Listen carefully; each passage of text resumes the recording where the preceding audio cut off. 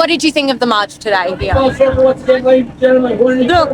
Australians have come out because they want to say, we're terrified, we're scared of where our country is going, and they want to have their say. They want to be heard. They're not being heard by the politicians or by Parliament here in Victoria, and they want to say. The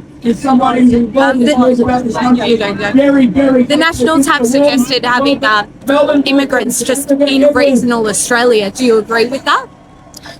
Doesn't matter where you bring immigrants in or where you want to put them in the country. The whole fact is that if they're going to be draining on services, whether in rural and regional areas, they also have to realise the Nationals are just going to bring in migrants, put them in rural and regional areas. You don't have the services there. You don't have doctors, nurses, hospitals, infrastructure. You don't have the schools, the teachers. So that's really not a well thought out plan or idea. What we need to do is ensure that even rural and regional Australia, as well as Sillies, has the facilities to provide for more people coming in the country. At the moment, it is definitely mass migration. We cannot cope with the numbers coming in, and it's not for giving them a better life. It's all the impact it's having on our country.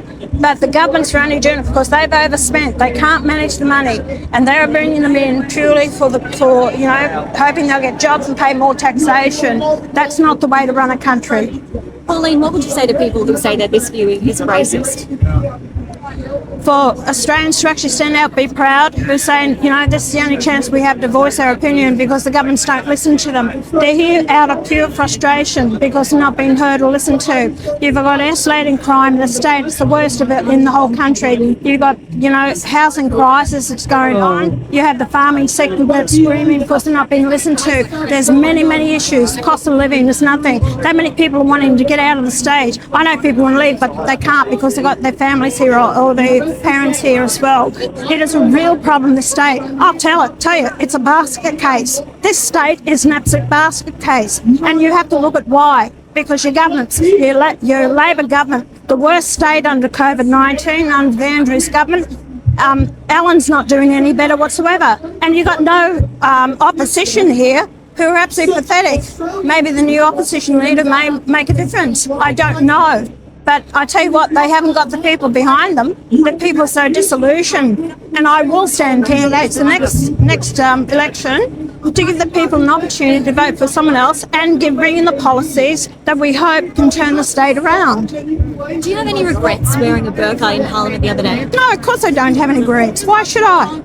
The whole fact was that I did it because I wanted to introduce my bill on the floor of Parliament to ban the burqa. They wouldn't even allow me to introduce my bill and shut it down. Well, I thought, if you don't want to ban the burqa, then I'll wear the burqa. So they're a bunch of hypocrites. Do you feel like there's a vendetta against you, that people are scared to have this debate? The people aren't scared to have the debate, the politicians are. Because they don't want to offend anyone. Well, I'm sorry, they're constantly offending the Australian people that are on here because wearing the burqa is not a cultural identity that's to Australians. Even a lot of Muslim countries have banned the burqa. So why can't we even have the debate? And it is a national security risk. A couple of men were actually pulled up wearing the burqas to rob a jewellery store years ago. And then you've actually had, in the court case in December of 2016, you had a judge ask the woman wearing the burqa to remove it, to give evidence. So it does affect our legal system, it does affect crime, violence, but most importantly, it's about the oppression of women. That's what we have to address.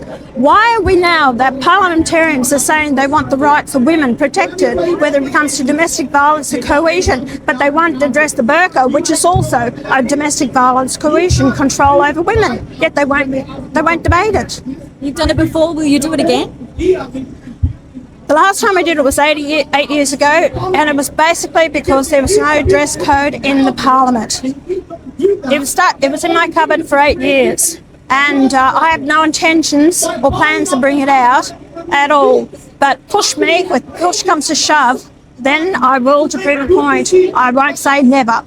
And just one last one from me is some people here said, please don't call me a redneck. Do you think this group are being labelled as rednecks? By their activists, yes they are. As they've labelled me xenophobic, Islamophobic, racist, everything like that, because they can't answer the questions, they don't want to debate it. So their attitude is throw out names out there. Names won't change anything. Debate the issue. State your case. They can't. So name calling isn't going to change anything. And I tell people, you have a right to have an opinion, you have a right to have a say. Forget about the name calling. It's like water or for ducks back with me. So anyway, I'll debate the issue. Pauline, what did Barnaby think of your steak? He thought it was fantastic. Actually, all my guests thought it was fantastic. So I cook a really good steak on a grill, but I'll tell everyone out there, put the lid down, okay? So once you put it on and it's nice and hot and you don't need to put oil on it, and just make sure you close the lid, and it cooks very quickly on both sides. A beautiful tender steak. Do you think it'll convince him to join One Nation? Is he going to come across? Oh, look, I think I've got him pretty much 80% of the way there, I'm hoping. So anyway, be up to Barnaby when he makes the final decision. And I reckon we'll make a great team supporting Australia with my other senators and with my other members of Parliament. And I've got Ricky Lee here in Victoria on the floor of Parliament. So I think we'll make a great team. Do you think we'll have an announcement soon? Well, you're going to have to. No, you're not getting a week. You're not getting an exclusive from me. So anyway, you're going to have to wait. Thank you. Thank you. Thank you, Pauline. Yes. All right.